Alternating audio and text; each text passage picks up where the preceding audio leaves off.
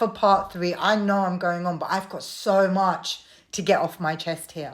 So imagine you are a refugee individual, a man, a family, doesn't matter. And you've escaped a war zone, you've escaped horrors, and you're being housed with bad people. You can't do anything about it. You can't complain. You can't say anything.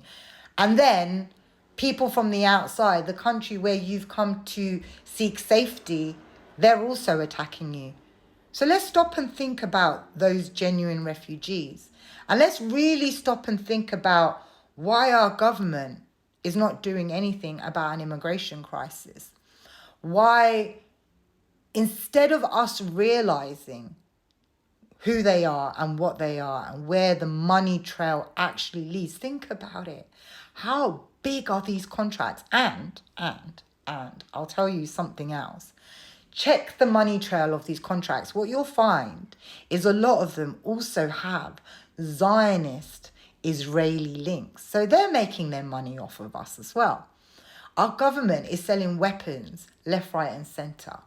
They're bombing these countries, pocketing that money.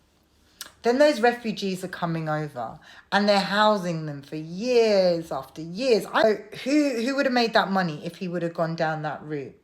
The hotels, the caterers, the cleaners, the security, whatever else you need to maintain that system. So what I would say to the patriots, if you've actually followed this the whole way through, I know it's a little bit difficult, is that we're not actually on opposing sides.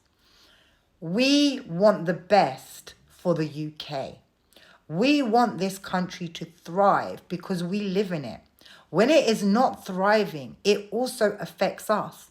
I am struggling to pay my rent, my gas, my electric, my water rates, my council tax, to buy food. I had to get rid of my car because insurance is through the roof. I have to buy no name brand products in the supermarket because everything is so ridiculously expensive. To jump on a train or a bus or to put petrol in your car is like, oh my God, I've got to calculate if I've got enough money this month. When I've got health issues and accessing the correct medical care is impossible. I've been on waiting lists for years for treatments. I don't have kids, but I have friends that have children. And the schools don't even have enough equipment. They have to ask parents for pens and paper, and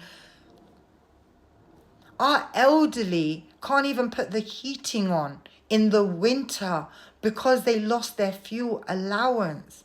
Pensions are not keeping up with inflation. The average wage in London is around 32,000, which is like £2,000 a month. Yet the average rent for a 1-bedroom flat is 1,500. That's not even adding bills and council tax on top. We are all suffering. So when we talk about what we want for this country, it affects all of us. You might sit there and point at me and say, well, she's not a real British. Whether you believe I'm not a real British or not is by and by the point. The point is, I was born here, I was raised here, I have to live here, and I want the best for the people of this country. It doesn't matter if we like each other. It doesn't matter if we agree. We all have to live here under the same circumstances. We all have to be governed by a corrupt government. We all have to be governed by a corrupt police force that is not even allowing freedom of speech. This great nation was built on freedom of speech, and none of us are allowed to speak out, especially against the establishment. And when it comes to politicians and mayors and prime ministers, it doesn't matter if they're black, white, Asian. They are all in it for themselves, and they all have an agenda, and they are all corrupt. They are all part of the capitalist system. Let me give you a little fact. Did you know that if you buy 7 properties at the same time, you become exempt from council tax. Look it up if you don't believe me. Do you know how many of these politicians are also landlords? Do you know how many of these rich cats, these fat cats, they're landlords? So what do you think they do? When they buy their properties, they wait till they can buy 7 in bulk. Hence why they do the whole developer thing. And when there's a block of flats, they buy the block. No stamp duty. Well, ordinary citizens have to scrape their pennies together just to upgrade their home. You bought a little 1-bedroom flat when you were a couple. Now you start, and you didn't have to pay not council tax. You didn't have to pay stamp duty because you were first-time buyers. But now you've had a couple of kids. You need to buy a bigger property. But now, what the hell are you going to do? You've got to come up with this extra money to pay the government just because you want to upgrade your property, but they got the loopholes.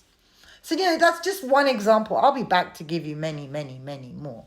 But I'm trying to explain to you people that they distract you with 0.5%, with a handful of people coming through the borders. People that genuinely need help. They distract you with that. They let in the wrong people. So things happen in the community that cause an uproar and cause division between people. Makes sense. Let in a few bad characters. Let in a few crazies.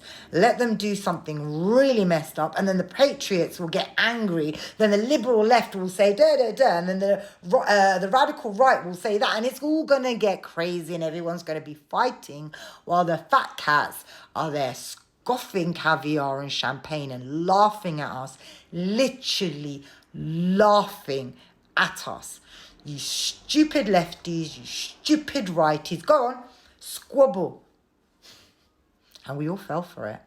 Every single one of us. I'm going to stop because otherwise I'll just keep rambling because this is such a passionate topic for me. So I do believe in an equal and fair and thorough immigration system that should process people fairly and quickly and should give safe haven and safety and protection to vulnerable people that deserve it, but then should also get rid of the elements that should not be here. We should be putting Britain first. Enough of the rich, enough of foreign entities such as Israel making money off the British people. Enough is enough. We want a country where our children go to good schools. We want a country where we can access a doctor. We want a country where we can eat well, live well, be happy, and be able to enjoy our lives and enjoy each other and embrace our diversity and be proud of each other and love each other. But we can't do that when we're broke, when we're stressed, when we're under repression. Instead, we keep fighting back because we're angry. Happy people don't fight. People that have the basics in society, the basics in life don't fight. So yeah, open your eyes. They're manipulating every single side. And until the people realize and open their eyes, we're just going to keep squabbling, aren't we?